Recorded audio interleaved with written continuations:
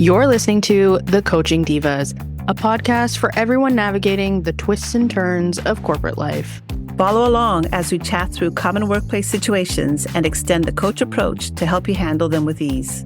We offer a cross-sectional view that spans generations, positions, workplaces, and lifestyles.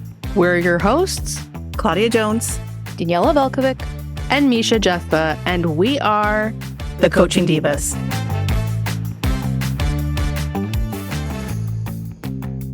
Welcome back to the pod. Divas, I've got a situation, or maybe 10. I've seen a theme lately with clients that their managers are messaging them at all hours of the day. They're expected to work 7 to 7 because their managers do. They are told to respect their work-life balance, but then they get messages from their own leader at 10 p.m. at night, and they see other colleagues responding. They reach out for quote-unquote emergencies on weekends and expect a response. Divas, how do we help all the folks dealing with a workaholic boss? Sorry, I had to giggle there. Sadly, because it's not unique to anybody. No, and it takes me back to when I first started my career many eons ago. Yeah, especially when I was an associate consultant at a company. It's funny because I was just starting my career at that time. And I came across one, I'll call it a project lead, who seemed to think I needed to be checking my emails every night. And back in the day, we didn't have a phone, bring your own device concept.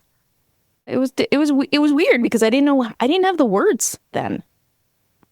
What words were you looking for? I think now I would have said, I'm sorry, my phone is off. I don't check my emails after 6. I don't log in after 6.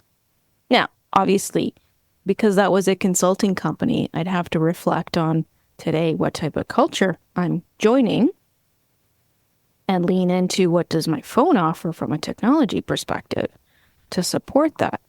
But I do wish I had the confidence to say, I'm sorry, I need ABC days off. I have to agree. Yeah, when I first started my career, believe it or not, email didn't even exist. So that's how long ago it was. Dating yourself. Well, I do have the boomer hat on, so I got to do that. I did have email. Own it. I love that. I love that. Own it. So how did you tackle that? What were some experiences you guys had? Well, lots of memos. A lot of memos coming on. Phone was ringing constantly. We had a receptionist, and all she did was take phone messages. If you weren't at your desk, it would hop over to her. And so everyone had a little hole in a little container, and you just go in and check for your messages, and you knew who you had to call back. Lots of phone activity, tons of phone activity. And because there were no cell phones, and if by chance, you actually gave someone your home number, yeah, they could reach at home too. But it was probably a little bit easier back then to not be a workaholic because we didn't have all these tools of convenience that we have now. And they couldn't get a hold of us 24 hours a day. And if we did need to work longer, we would just stay at the office longer and do what we had to do. We had, like I said, we had computers, didn't necessarily have office email at the time. So it made things a little bit easier because you could say no. You could say, no, I'm going home now, done. Maybe bring a file home or two, some paperwork, but not to the extent it is today. So maybe we need to take some of those kind of practices and bring them forward to today. If I think about what perpetuates someone being a workaholic, I think it's a couple of things. One being availability or access. To constantly be connected and have access literally in the palm of your hand, it requires self-control to stop working at some point. There are no true 9-to-5 boundaries in a lot of industries. I think the other is culture. If those in an organization present as working all the time, always being available, going on vacation and still answering emails or joining meetings, that creates a perception that everyone has to do it. So between always having access and the culture of how people show up in a work environment, I think it definitely perpetuates that workahol workaholicism, if that's a word. We're going to make it a word. Yeah. I like that. Make it up as we go. You know what's funny as you guys share that? I thought before email and cell phones really came prominent, they started issuing those pagers. Do you remember those? Oh, yes. Yes. I actually remember Yeah. one Misha's like, place. what the heck are those things? There was a time when I there was remember something called a pagers. pager. And don't get me wrong. I think if you were in the medical field, it was important if you were a doctor or I think you still a have nurse. them. Do they? I think so. I don't Okay. know. I don't know. And I mean, and this is when I think IT support had started, where they were still trying to figure out what does IT support actually do. But I do remember one friend of mine, she worked for, I think, one of the big five. I don't remember which one. But there was a need for all of them to carry pagers, and we'd go out for after work drinks. And she'd get multiple messages from her boss telling her, call me, call me, call me, call me. Wow. Wow. No. Very stressful. It was almost, you could see the trigger happening for her as she got the message coming through. And if she didn't respond within some time period, she'd get like 5 in. It's important. It's like beep, beep, beep, beep, beep, beep. Yeah. Like Yeah. it was just overdone. And the additional stress of that time as well was she had to find a payphone if she was out. Yeah. It wasn't just, I have to go over to my home phone line and, and just dial in. You actually had to physically run out and find a payphone and hope you had the right change. Like, Or get from your friends at the Yeah. bar the 20, like how many 25 cents can you gather in your hand? That's right. Sorry, Right? bartender, no tip for you. I need to make a call. This is such a like catch-22. On one hand, I'm sitting here going, yeah, that's great. I didn't have to carry a pager and then locate a payphone or have a cubby with message receipts in it. But on the other hand, I'm like, wait. I don't know if I'm better off now because anyone can reach you at any time, anywhere. Yes. I don't know which one's better, which one's worse. Well, I think back then, if you had the confidence and you were okay with saying no, I mean, you could, and I don't like to use this expression, but train your manager that you're not available. Oh, I didn't have the pager. Oh, it wasn't charged. Oh, the battery must have like stopped working. There's an excuse, and how do you prove it? How do you do Right? that now, though? When you're getting Slack messages, when it's maybe a company phone, they have your phone number, they send you emails, text messages. You can only say my phone was out of juice so many times, and then they contact you on your personal phone. Yep. I think today there's a different tone, I think, that's happening within organizations, at least from what I've seen. With the pandemic, things shifted, especially when we were in lockdowns or people were dealing with having to learn how to work from home, because many people didn't. They create the clear delineation between home life versus work life. Pandemic taught us that we had to be multitasking, but we had to give ourselves some permission. And so work ended up starting to balance that out. Now, what does that mean for a workaholic boss? I guess it is really taking the time to use the tools to say at the bottom of an email, my hours may not reflect your hours of work. Just because I'm sending this email doesn't mean you need to respond. Okay, let's talk about that. Because I come from a workplace like that, and the number one word that's going to show up is perception. So if my manager has quote unquote different hours than I do, but their hours are them following up with me on things I sent them during 9 to 5, but they're sending it to me at 7, 8, 9 o'clock at night.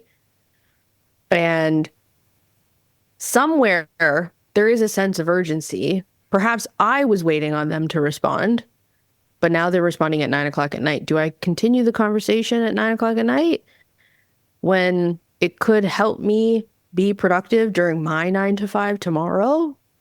Do I just wait till tomorrow? Am I already asleep? I feel like the notion of, especially with working from home, that everyone has different hours. There's always a general sense that you should be available between 9 to 5, but then you continue to get messages early morning, late at night, whatever it is. And somewhere in that is the perception that, okay, wait, if my manager, if my skip level, if my CEO is sending emails at 2 a.m., what am I doing? What should I be doing? Should I be responding? No way at 2 a.m. I should be sleeping. But the doubt creeps in if you don't have the confidence in your core values and your foundations that, nope, these are my working hours. Am I available between 9 to 5 like the company wants? Yep. Great. I'm just gonna carry on. But it takes a very strong core to be able to say no at 6 p.m., 7 p.m. when they're finally answering a message you sent them at 10 a.m. Mm-hmm. Mm-hmm. Mm. The challenge with that, though, is what if that email went out to yourself and your peers? And next thing you know, your peer is answering at 10 p.m. and you can see it coming across. What does that do for the perception of who's responsible, who's on the ball, who's willing to show up for me when I need them? It's a tricky one. It's a tricky one. And I've coached people who've had that challenge because their peers may not have young families or elderly parents to look after, whereas, they do. And it makes a real challenge. Their priorities are being torn apart. They really struggle with that. I think there's a big struggle with folks who don't have children. They feel like, and I know this because I've worked with folks that have expressed this. I've also coached folks that have expressed this. And it's, okay, well, I don't have kids, so it almost feels like I'm expected to always be on. Yeah. Like I have nothing else going on in my life. And so I should be responding to my workaholic boss that messages me at 10 o'clock at night. Mm-hmm. And that's not fair either. No. That's not a fair perception either. No. I think there's a layer there that, and I'm pausing because I'm reflecting on that. I know my values show up that I will respond because I want to be that team player. And some of the folks I've coached come from that same mindset. They want to be a team player and make sure that everyone has what they need. I also think of one manager that I've coached where they have a team that comes to them with information that they need because their work style is to be slightly workaholic for whatever reason. And they've had to try and educate their own team that that's not necessary.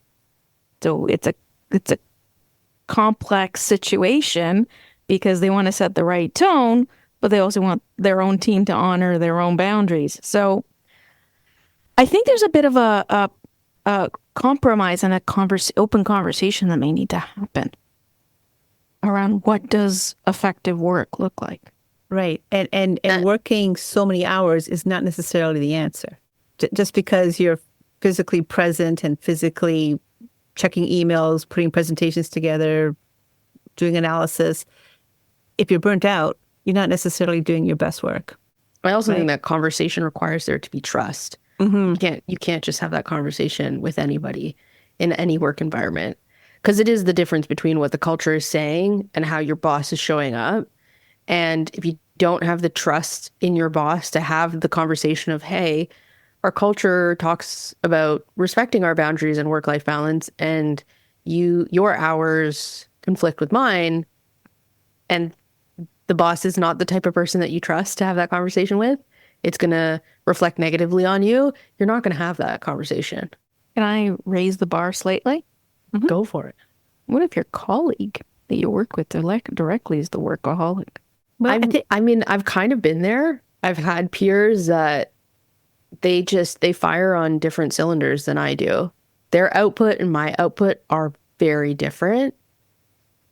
And I would say they definitely are on more than I am. So as someone that is not the workaholic, I'll tell you that in my own experience, it comes down to setting boundaries for myself of what am I willing to give? When is enough enough? Am I working to live or do I live to work? And then from there, there's almost a sense of confidence and comfort that I ended up growing into of it's fine. That person can be that way. I don't need to be them. We're not in competition. And we can both experience success and be successful, but follow different paths. And I leaned in and I believed that. That's very empowering as you share that. Mm-hmm. Where does the trust factor come in with your management in that scenario, in those two scenarios? Because one's the workaholic, boom, boom, boom. And then the other one is like yourself, Misha. I know I do good work. I don't need to work 15 hours a day. So there must be some trust, a good relationship with your manager. How did you get there? I think, I mean, for my specific situation, if I look back on it, the culture facilitated the environment to have very open conversations with your manager. And then, yes, you needed to have the trust to lean into that.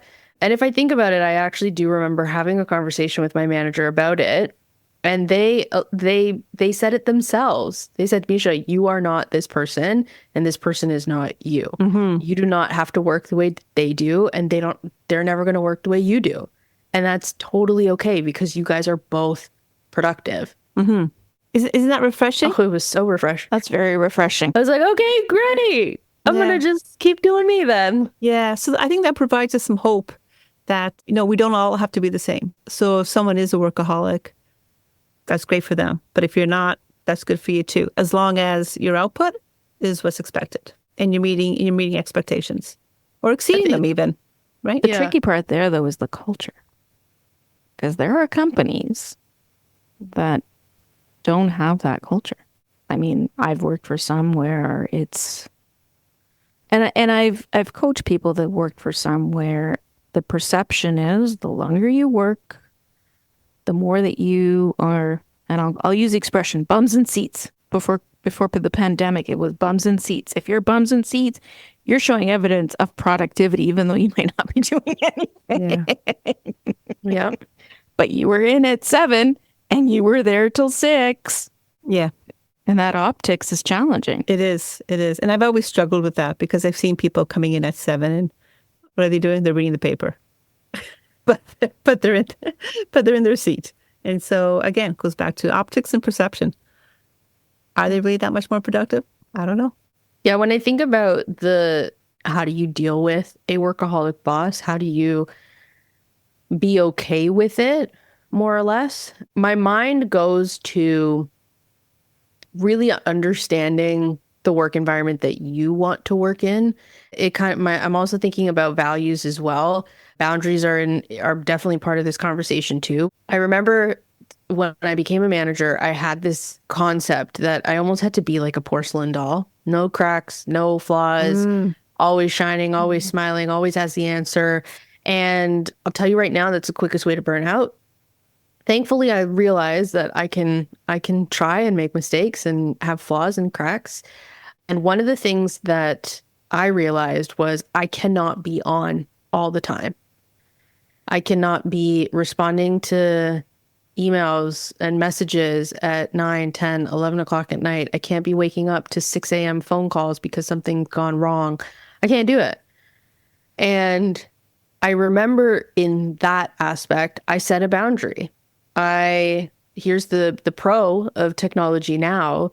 I would put my Slack and email into like a do not disturb mode. Okay. From 8 p.m. to 8 a.m. And so anywhere between that time, if something came in, you were lucky if I saw it, because that would have meant I was looking at my phone, or I was awake rather. And if you know me, you know I go to sleep quite early. But what that helped do for me was create that boundary of, okay, if I don't see it, when I go back to the concept of availability and access, if I don't have the access because I've restricted it myself, I can start respecting the boundary that, hey, I don't actually want to be responding between these times. I don't want my brain to be thinking about work or engaged in my job. I want it to be engaged in other things. And that's where that work-life balance comes in. So I think part of it as an individual is first figuring out, okay, what am I comfortable with? What if you want to call it a boundary, what boundary do I want to create? Mhm. And I think when you go down that path, it's not even that you have to announce it, because I never announced that, hey, I don't get Slack notifications after 8 p.m. I never announced it. People just see the change in your behavior and they start to realize, like, okay, like, if I want to get a hold of her, it's got to be before this time. Or if it's an emergency, I'll do what she says, because I would tell people all the time, I don't care what hour of the day it is. If it is actually an emergency, something is on fire, you're about to die. Those were the two. Call me. Do not send me a message, because there's a 50-50 chance I'm not seeing it. Yeah. So pick up the phone and call me. And so I mean, that was definitely a boundary I created as well. But it then allows people to slowly figure out how to work with you. Yeah, because they understand what your priorities are and how you want to work in an organization. It's not saying you're not showing up, but, I will do a good job. These are my priorities, and I'll work within these confines. But it doesn't mean I'm not going to be there when you need me.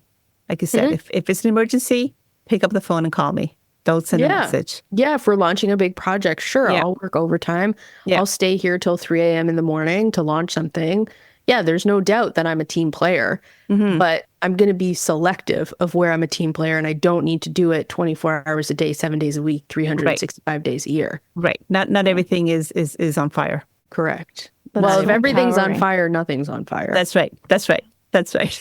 What I love about what you guys have shared is that it's actually empowering. Articulating a great example where, you know what, we have the right to set what works for us, right? So in addition to that little email disclaimer, let me actually tell you up front what works for me, but I'm not going to broadcast it. Rather, I'm going to share it. And people, if you can define that boundary and share it, others will respect it. And what's really beautiful about that approach also is if you work in a global company where people have all kinds of time zones that they're working in, it's really being mindful of what is important for you and also communicating it in a way that is actually quite powerful. Because at the end of the day, I think others around us don't want to impede on our personal boundary because it's a mutual respect factor. As a human being, I don't want to stress you out. What I love about the way you talked about if it's on fire, I used to use this expression with my teams. Okay, guys, this isn't brain surgery. We're not saving lives. We're not going to save someone's brain. So is this really an emergency? Like if it doesn't hit that, I'll use the word qualifier. I mean, even though it isn't, but you know what I mean? Like I used to use that one too. So I used to tell people all the time, guys, we're not saving lives. Okay. It's okay. We can walk away from this and figure it out tomorrow. Yeah. And the beauty of it is when you come back tomorrow, you're clear. When you're a workaholic, your creativity gets stunted. Yeah, it does. Right? It does. Yeah, yeah. I'm going to add just a little bit of a qualifier to the whole brain surgery thing, because if you're working in a manufacturing or some sort of an environment where you're actually producing product, if production is down, that's similar to it is brain surgery in those situations. That's right? fair.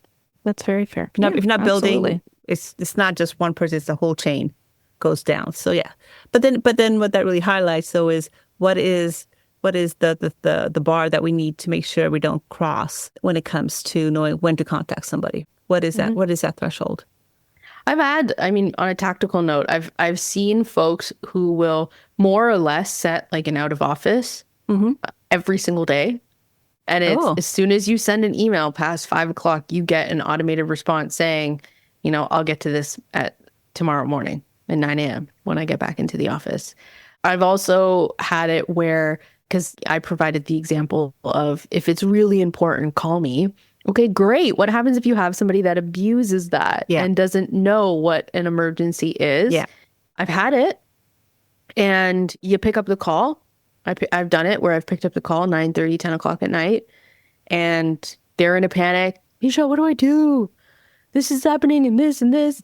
And I will sit there. I'll listen to the whole thing. I'll say, okay, I understand what the problem is. Quite frankly, there's nothing we can do tonight. Send an email to this team. and then we'll pick it up in the morning. And they're like, what? We're not going to fix this? And I'm like, no, we're not going to wake up half the company to fix something that is on an internal system. It's not even customer facing. Right.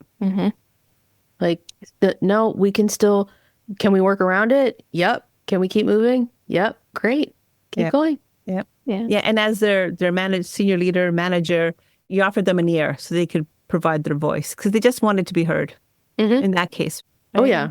So, that's good of you. I mean, I've had it where, leaders to me, so people above me have called me and they're asking for things at whatever hour of the night.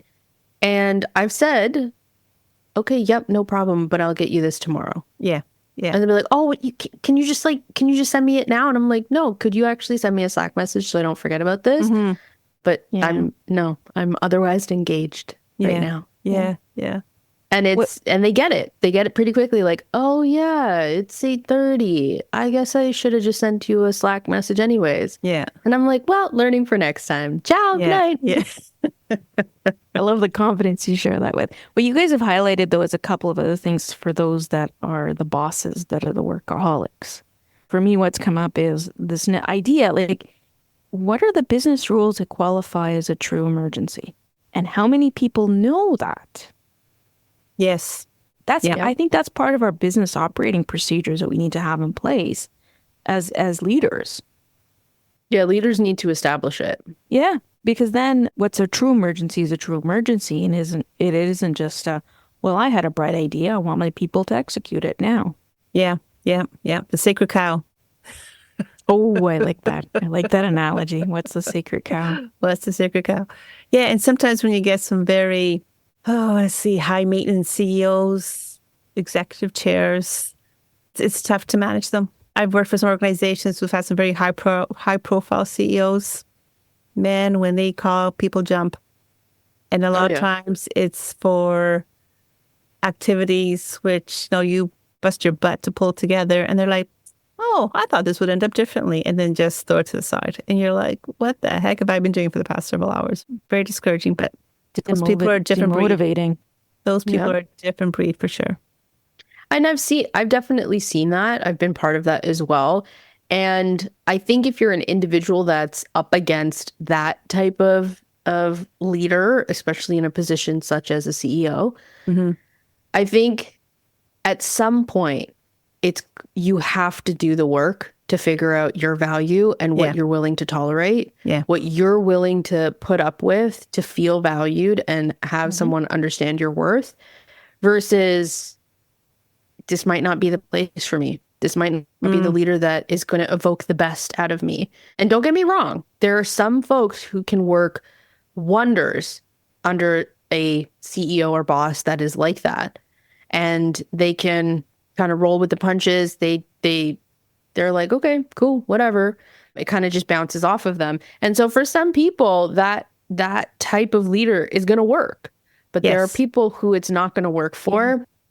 And the people who are feeling that right now, that conflict with how their leader manages them and, is always on and is a workaholic, I think those are the folks that need to do the reflection to understand, is this a culture that supports me? Is this a leader that is going to evoke the best out of me?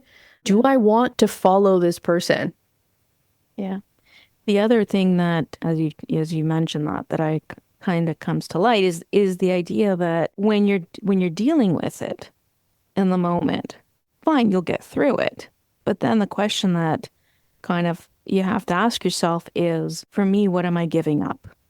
Yeah. If I continue this kind of relationship, right?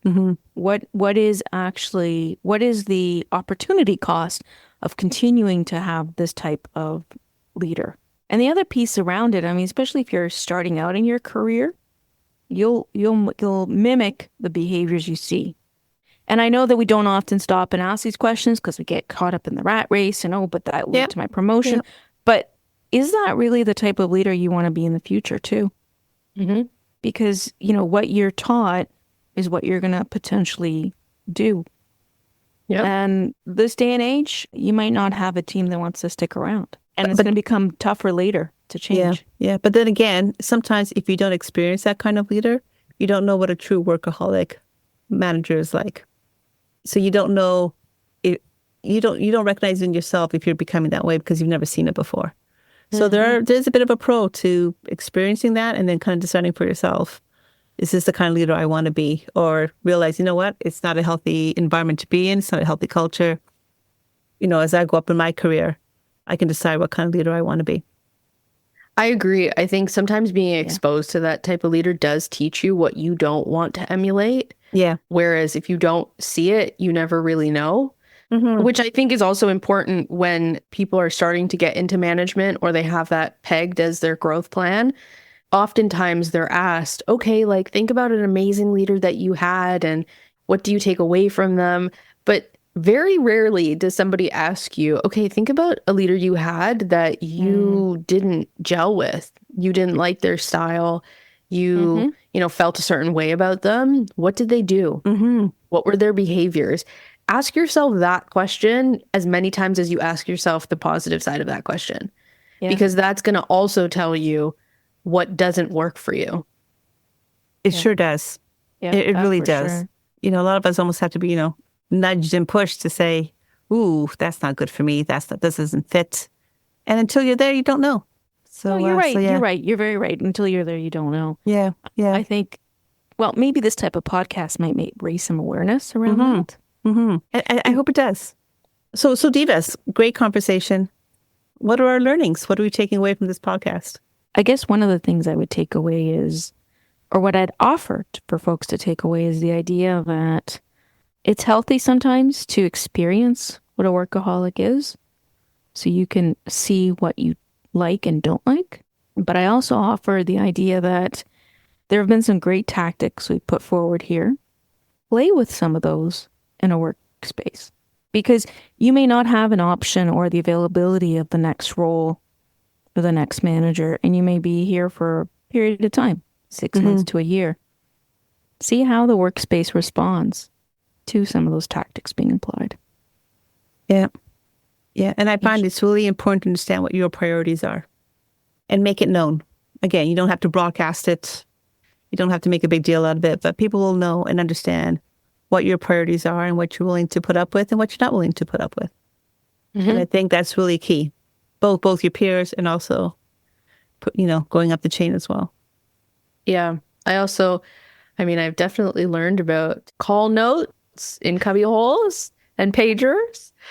But on a serious note, I think from a takeaway perspective, there's, as you said, understand your priorities, set your boundaries. I would say in setting those boundaries and subtly educating folks of, your working hours, things like that, the first person who will go against your boundaries is you.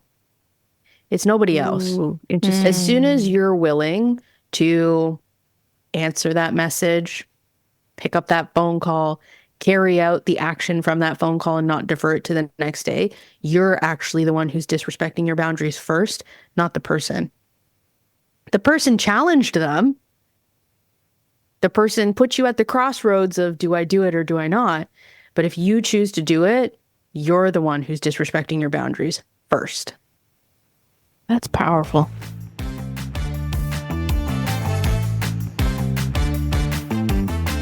Thanks for listening to The Coaching Divas. If you've enjoyed this episode, leave us a review and follow us on Instagram at The Coaching Divas. Your ratings and reviews help more people like you find our podcast. Don't forget to subscribe and share this episode with someone you think would love it. Until next time, we are Claudia Jones, Daniela Velkovic, and Misha Jethva, The Coaching Divas. If you're going to coach, might as well coach like a diva.